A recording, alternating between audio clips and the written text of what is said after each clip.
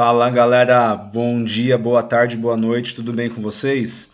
Vamos terminar nosso papo de evolução aqui então. Agora a gente vai encerrar esse assunto para a gente entender como que as novas espécies se formam, tá? Ao longo dos milhões e milhões de anos. Esse processo se chama especiação, tá? Que é a formação de novas espécies ao longo do tempo. Existem basicamente 4 tipos de especiação. Tá? A gente vai focar nesse começo de aula no que é mais comum e no que é mais importante também, que é a especiação geográfica, ou também alopátrica, é um outro nome dela. Tá? Ela tem basicamente 3 etapas. A primeira é um isolamento geográfico, né, quando geograficamente falando uma barreira como ela surge para dividir uma população em 2 ou mais partes.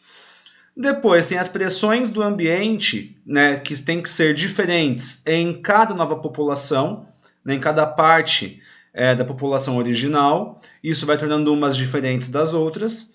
E por fim, o chamado isolamento reprodutivo, quando elas não conseguem mais gerar descendentes juntas. Tá? Então, vamos entender como é que isso funciona. Tem uma imagem no próximo slide que vai ficar para vocês bem claramente para poder entender, tá? Olha só, nessa imagem a gente tem uma população de coelhos ali em cima, vivendo bem em harmonia uns com os outros, felizes da vida. Só que, num certo ponto da história dessa população, vai surgir uma barreira geográfica que eles não podem ultrapassar. Nesse caso, na segunda imagem ali, é como se fosse uma valeta, um vale, né, que se eles pularem, eles acabam morrendo. Então, uma parte da população não passa para o outro lado e vice-versa.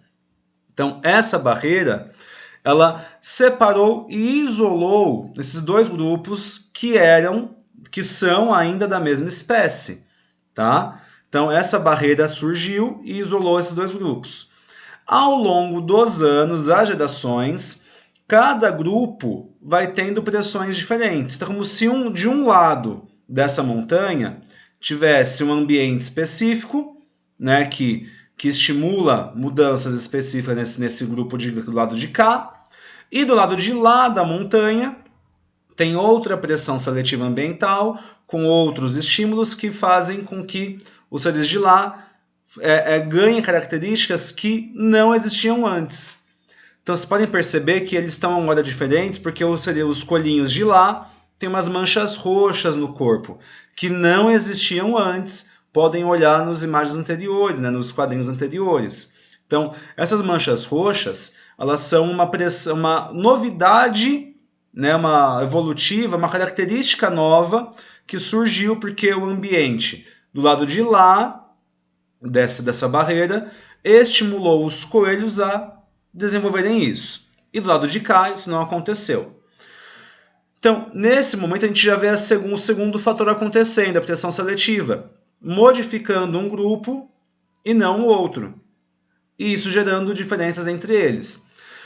Quando esses grupos, de repente, se juntam de novo, que nem nesse último quadrinho aqui, os coelhos com manchas roxas estão junto com os que não têm manchas, eles podem tentar se reproduzir, gerar descendentes.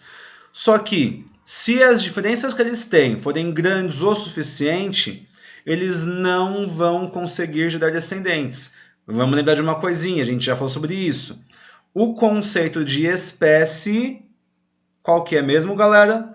É aquele conjunto de indivíduos que se reproduzem e geram descendentes férteis.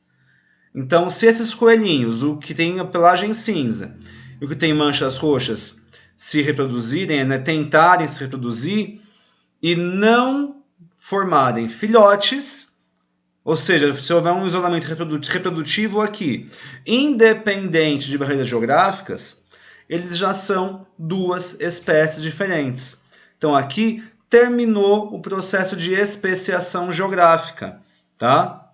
Então, nesse momento, a gente tem 2 espécies formadas. A espécie dos coelhinhos cinzas e a espécie dos coelhinhos com manchas roxas, que ficaram tão diferentes entre si, tão diferentes, que eles não se reproduzem mais, eles não são capazes de juntos gerar descendentes férteis. Tá legal? Então, essas 3 etapas elas ficam bem visíveis aqui nesses quadrinhos. No segundo quadrinho, o isolamento geográfico pela barreira. No terceiro quadrinho, as pressões seletivas ambientais modificando as populações, né, esses grupos que estão separados. E no último quadro, o isolamento reprodutivo, onde mesmo estando no mesmo local, esses seres não se reproduzem mais. Tá legal? Então esse processo todo, ele representa a especiação geográfica ou alopátrica. E, obviamente, existem outros processos, como a simpátrica, a paripátrica e a peripátrica. Cada um, né, com uma diferençazinha entre eles, obviamente, mas nesses daqui eles não exigem uma barreira geográfica. São outras formas de especiação que vão acontecer que a gente não vai discutir esse ano. Tá? O que a gente tem que saber é que a especiação é um processo muito lento, tá? Que demora muito para poder acontecer e terminar.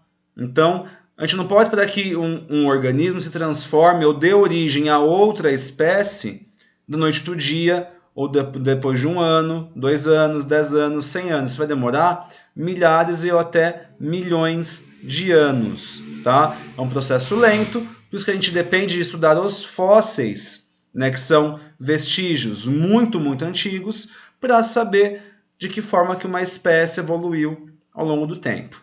Tá legal? Bom, então especiação geográfica. A gente finalizou aqui. Espero que vocês tenham entendido, tenham curtido. E a gente se vê no próximo vídeo, tá bom? Um abração, galera. Bons estudos para vocês.